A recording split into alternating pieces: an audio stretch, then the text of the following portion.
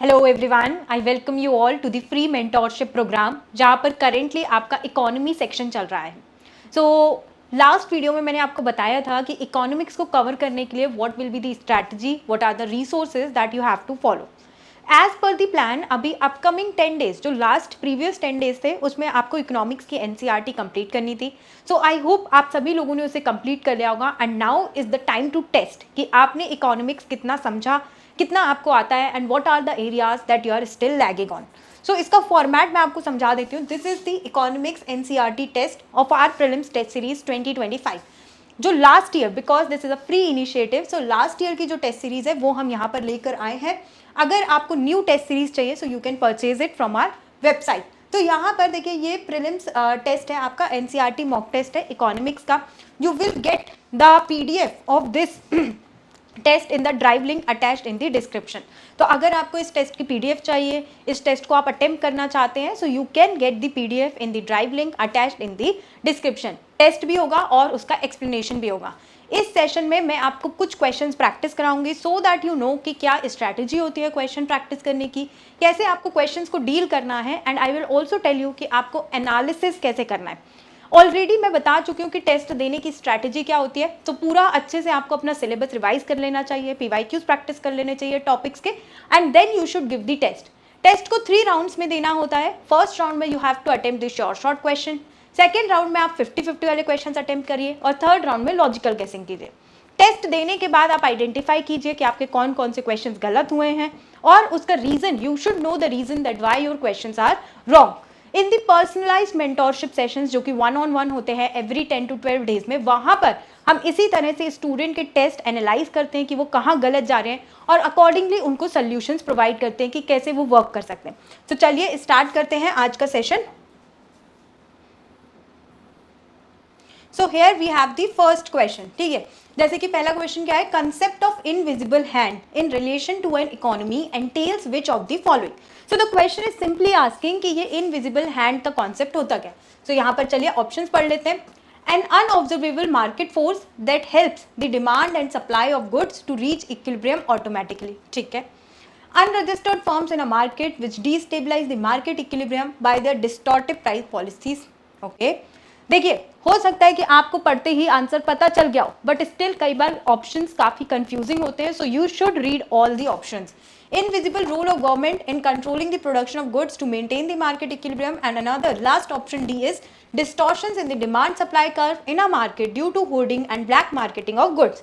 Now here I will give you 15 seconds to solve this question. आप लोग खुद अपनी वॉच में टाइमर लगा के, ठीक है, इसको सॉल्व कीजिए, ट्राई टू सॉल्व इट, और उसके बाद डेफिनेटली इसका सोल्यूशन तो मैं आप लोगों को बताऊंगी।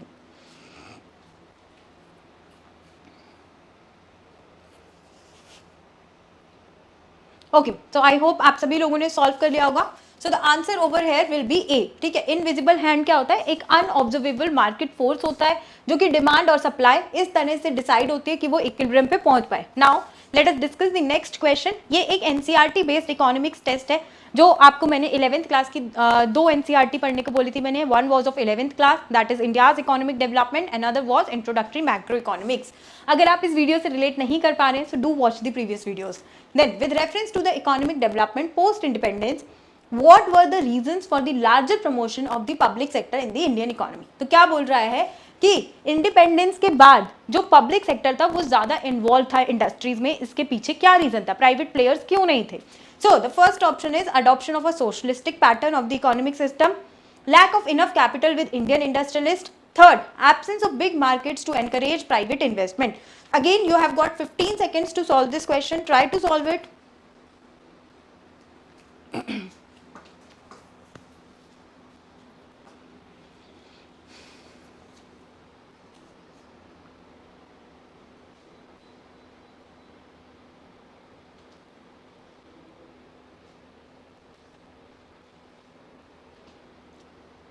ओके, सो आई होप आप सभी लोगों ने सॉल्व कर लिया होगा। तो देखिए क्यों हमने जो क्या कहते हैं प्राइवेट सेक्टर का ज्यादा रोल क्यों था, B at the like airline हो गया, ठीक है, या फिर आपका कोल सेक्टर हो गया, इस सब में पब्लिक सेक्टर ज्यादा इन्वॉल्व इसलिए था क्योंकि सबसे पहले तो हाँ हमने एक सोशलिस्टिक पैटर्न अपनाया था दूसरी बात, इंडियन इंडस्ट्रियलिस्ट के पास उस टाइम पे इतना कैपिटल नहीं था, वी जस्ट गॉट इंडिपेंडेंट, और इतने बड़े मार्केट्स भी नहीं थे कि प्राइवेट इन्वेस्टमेंट हो पाए। जैसे कि आज की डेट में अगर हम एयरलाइंस में देखें, so we have the IndiGo, we have Vistara, SpiceJet, क्यों है? क्योंकि डिमांड है, बट उस टाइम पे इतनी डिमांड थी ही नहीं, ठीक है।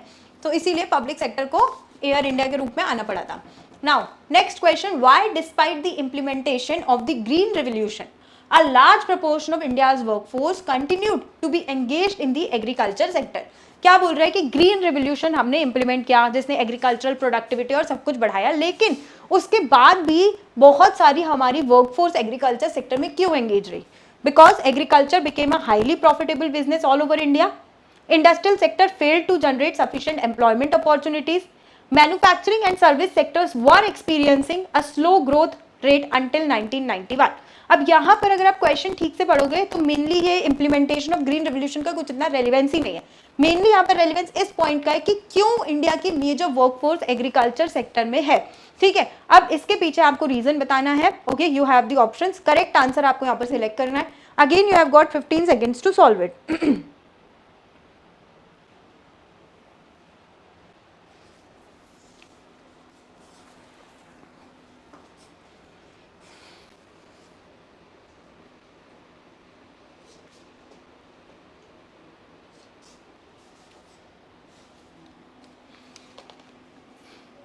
ओके, सो आई होप सभी लोगों ने सॉल्व कर लिया होगा। अब देखो, फर्स्ट स्टेटमेंट तो बहुत ही इलॉजिकल है। अगर एग्रीकल्चर इतना प्रॉफिटेबल हो गया होता तो हमें फार्मर सुसाइड्स, फार्मर्स के लिए इस तरह की स्कीम पीएम किसान वगैरह लॉन्च करने की जरूरत ही नहीं होती। तो फर्स्ट स्टेटमेंट गलत हो गया। जैसे ही फर्स्ट स्टेटमेंट गलत हुआ, मैंने ए एलिमिनेट किया, डी एलिमिनेट किया, ठीक है। अब ऑब्वियसली क्यों एग्रीकल्चर में लोग अभी भी एम्प्लॉयड है? क्योंकि इंडस्ट्रियल सेक्टर में इनफ एम्प्लॉयमेंट अपॉर्चुनिटीज नहीं होंगी। सो सेकंड हमारा राइट हो गया। Then third, manufacturing and service sectors were experiencing, ये भी बिल्कुल सही बात है। इसमें लो ग्रोथ थी, इसीलिए लोगों के पास कोई और ऑप्शन नहीं था और वो एग्रीकल्चर में रहते थे। So the correct answer over here is C, that is 2 and 3 only. Now let us move on to the 9th question, which is consider the following statements with respect to market economy and planned economy. क्या बोल रहा है question, ध्यान से समझो।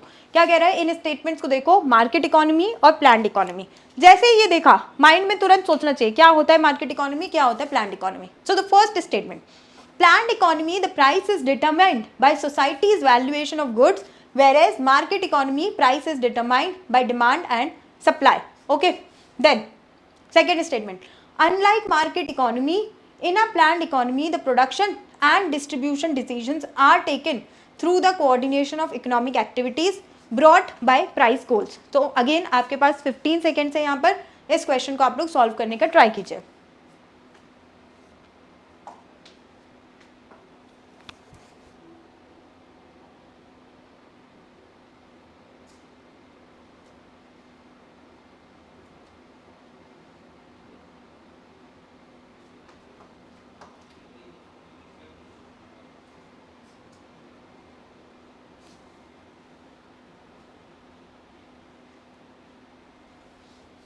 Okay, चलिए इसका explanation देख लेते हैं एक बार, planned economy and market economy.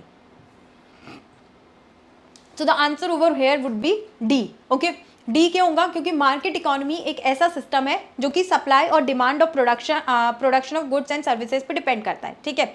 वहीं जो सेंट्रली प्लान्ड इकोनॉमी है वो एक कमांड इकोनॉमी है और एक सेंट्रल अथॉरिटी होती है जो डिसाइड करती है कि कैसे गुड्स प्रोड्यूस होंगे, कितना प्राइस रहेगा उनका, कितनी सप्लाई रहेगी, एक्सेट्रा। तो मार्केट इकोनॉमी में जो प्राइस रिफ्लेक्ट होता है वो होता है on an average the societies valuation. Society का जो वैल्यूएशन होता है वो मार्केट इकोनॉमी में होता है, प्लान्ड इकोनॉमी में नहीं होता है। ओके, एंड सिमिलरली अगर हम स्टेटमेंट 2 का देखें तो सेंट्रली प्लान्ड इकोनॉमी में गवर्नमेंट या फिर सेंट्रल अथॉरिटी सारे डिसीजंस रहती है और वो ट्राई करती है कि पर्टिकुलर कितने रिसोर्सेज एलोकेट होंगे, एक्सेट्रा। सो यहाँ पे आपका जो करेक्ट आंसर होगा वो होगा डी। ओके, चलो नेक्स्ट क्वेश्चन पे चलते हैं। Yes, for which of the following goods the price elasticity of demand is generally inelastic. ठीक है, बोल रहा है कि इनमें से किस गुड्स की प्राइस इलास्टिसिटी इनइलास्टिक होगी। तो देखो मैं इसमें बता देती हूँ, बेसिकली इनइलास्टिक डिमांड कब होती है? किसी ऐसे गुड के लिए कि चाहे उसका कितना भी प्राइस बढ़ जाए, कुछ भी हो जाए, वो बहुत ही एसेंशियल चीज होती है। ओके, तो food, essential medical procedures, coffee, petrol, diesel. तो select the correct answer using the code given below. So that is कि इन इलास्टिक मतलब प्राइस भले ही बढ़ जाए लेकिन फिर भी उस गुड की डिमांड कोई ऐसा खास चेंज नहीं आने वाला है। ओके तो उसको हम तो यही यहाँ पर पूछ रहे हैं, उसको हम बोलेंगे एक इन इलास्टिक गुड। तो अब मैंने आप लोगों को काफी हिंट भी दे दिए। Now you identify the correct answer in 15 seconds. काफी इंपॉर्टेंट टॉपिक है ये elasticity.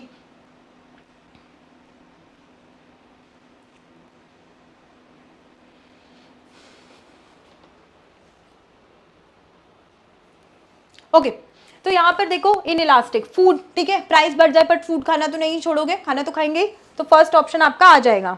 Then second option essential medical procedures. अब अगर सपोज करो आप कितना भी इसका प्राइस बढ़ जाए लेकिन अगर ये जरूरत है तो ये लोग खरीदेंगे। पेट्रोल और डीजल, आपकी कार किस पर चलेगी? सो the answer will be A, that is 1, 2 and 4। Okay now next question is consider the following pairs types of goods, और आइडेंटिफाई करना है कि क्या ये इंफीरियर गुड की क्वालिटी है या नहीं है। So first is inferior good में क्या बोल रहा है कि demand increases with decrease in consumers income. Giffen good में बोल रहा है demand decreases with increase in price. Veblen good में बोल रहा है demand increases with increase in price. ठीक है तो इसके लिए बेसिकली आपको पता होना चाहिए इंफीरियर गुड क्या होता है, गिफिन गुड क्या होता है और वेबलिन गुड क्या होता है। You have 15 seconds to solve this question.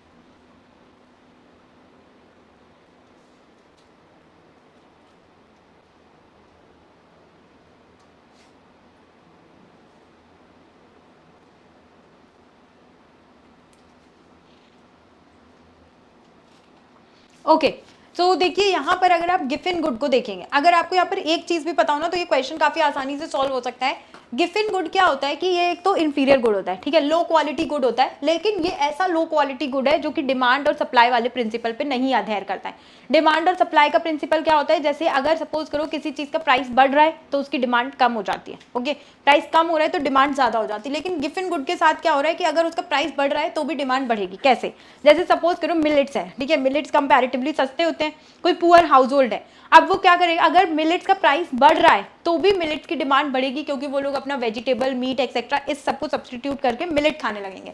So that is Giffen good. तो ये वाला गलत हो गया क्योंकि गिफिन गुड डिमांड और सप्लाई वाले प्रिंसिपल पे नहीं जाता है, इसकी जो है डिमांड बढ़ेगी, अगर प्राइस बढ़ रहा है तो भी इसकी डिमांड बढ़ेगी। Then inferior good demand increases with decrease in consumers income. तो सही बात है, अगर जैसे किसी के पास पैसे ज्यादा है नहीं तो वो लो क्वालिटी गुड ही खरीद पाएगा। वेबलिन गुड, हाँ, demand increases with increase in price. Okay तो वेबलिन गुड क्या होते हैं, लग्जरी गुड होते हैं, तो ये वही गुड्स होते हैं जिनका जितना ज्यादा प्राइस है उतनी ज्यादा उनकी डिमांड होगी। जैसे कि इसमें आप अपने क्या कहते हैं लग्जरी कार्स, देन आईफोन जो काफी ज्यादा पॉपुलर है अमंग द जेनजी, तो ये आप इसमें कंसीडर कर सकते हैं। सो जैसे हम 2 हटाएंगे so the answer will be C, that is 1 and 3 only. चलो नेक्स्ट पे चलते हैं। Which of the following best explains the law of variable proportions. ठीक है तो लॉ ऑफ वेरिएबल प्रपोर्शंस आपको यहाँ पर बताना है। आप पढ़िए इस क्वेश्चन को एंड क्योंकि यहाँ पर मैं आपके लिए क्वेश्चन रीड नहीं कर रही हूँ, so you can take 30 seconds to solve it. 30 seconds में आप लोग इसे सॉल्व कीजिए।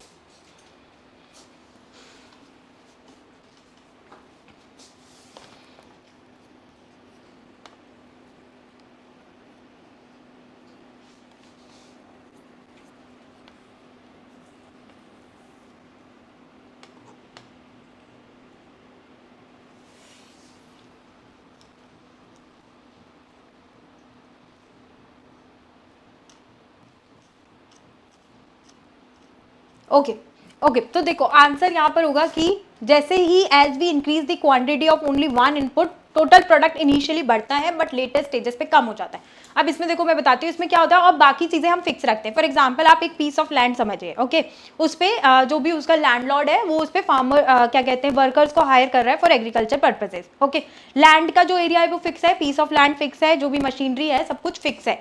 एक वर्कर हायर किया, 2 वर्कर हायर किए, 3 वर्कर हायर किए, ठीक है, अभी प्रोडक्टिविटी बढ़ रही है। लेकिन अगर यहीं पर वो 6 वर्कर हायर कर लेगा और क्योंकि पीस ऑफ लैंड फिक्स है तो पर वर्कर जो प्रोडक्टिविटी आ रही है वो कम हो रही है। सो दैट इज कि इनिशियली जो है वो कम हो जाती है। ओके, तो ये लॉ ऑफ वेरिएबल प्रोपोर्शंस होता है। चलिए, अगर आपको कोई भी डाउट आता है आप लोग यूट्यूब पे कमेंट सेक्शन में पूछ सकते हैं। Another is types of money, आपको बताना है कि क्या ये फिएट मनी है, legal tender and fiduciary money. पहले आप इसको पढ़ लीजिए and then I will tell you the options as well.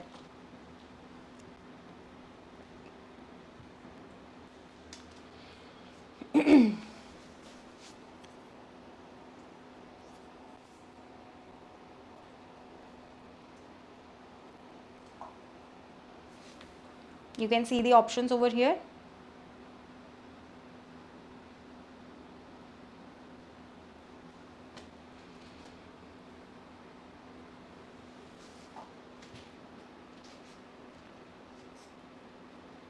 Just 10 seconds more.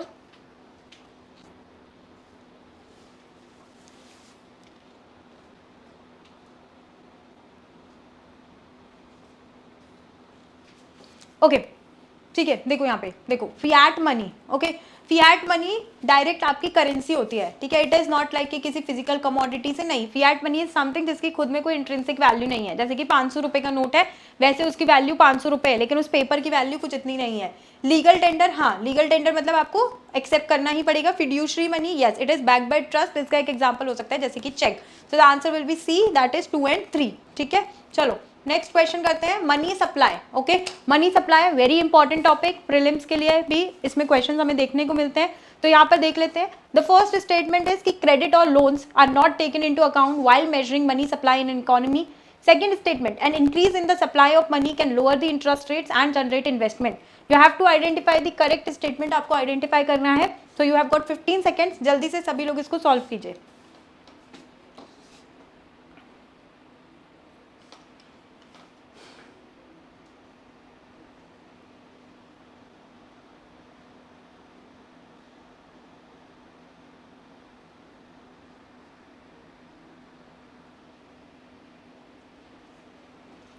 ठीक है, तो देखिए यहाँ पे जो फर्स्ट स्टेटमेंट है वो गलत है, क्योंकि क्रेडिट और लोन्स जो भी इजीली सप्लाई हो सकता है उसको हम काउंट करते हैं। तो the first statement is wrong. Second statement सही है। ये क्या बोल रहा है कि अगर अगेन मनी सप्लाई बढ़ेगी, मनी की सप्लाई ज्यादा है, तो उस पर इंटरेस्ट रेट कम होगा। इंटरेस्ट रेट कम होगा तो ज्यादा से ज्यादा लोग बोरो करेंगे और उसको इन्वेस्ट करेंगे, तो which is generating investment. Okay, चलो let's move on to the next question. Yes, which is about cash reserve ratio, ठीक है। इस तरह के कॉन्सेप्ट आपको पता होने चाहिए। What is cash reserve ratio, SLR क्या होता है, ये आपको आना चाहिए। कैश रिजर्व रेशियो, इसमें से देयर आर 4 ऑप्शंस, सभी को पढ़िए, टेक योर टाइम, 20-25 सेकेंड्स आप ले सकते हैं और इसको सॉल्व कीजिए।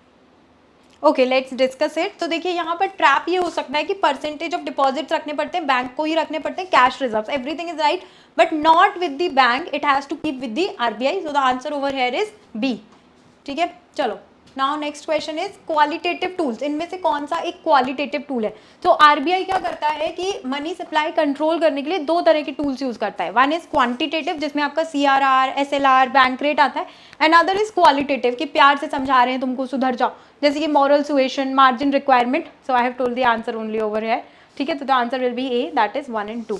चलो नेक्स्ट क्वेश्चन पे चलते हैं। यस, टाइप्स ऑफ डेफिसिट आपको बताना है, इनमें से कौन सा इफेक्टिव रेवेन्यू डेफिसिट, क्या ये सही मैच्ड है, primary deficit and monetise deficit. So ये क्वेश्चन आप लोग पढ़िए and then we will discuss the answer.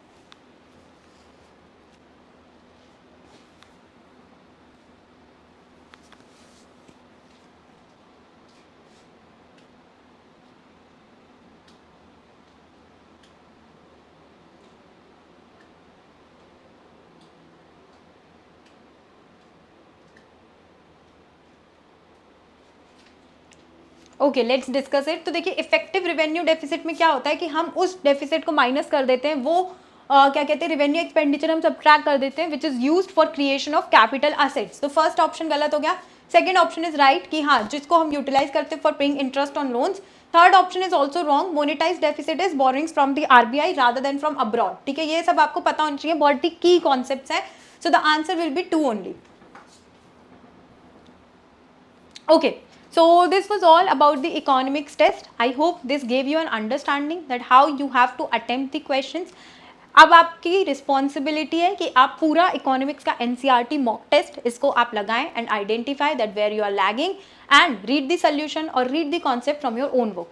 Thank you for watching this video and stay consistent in your UPSC preparation.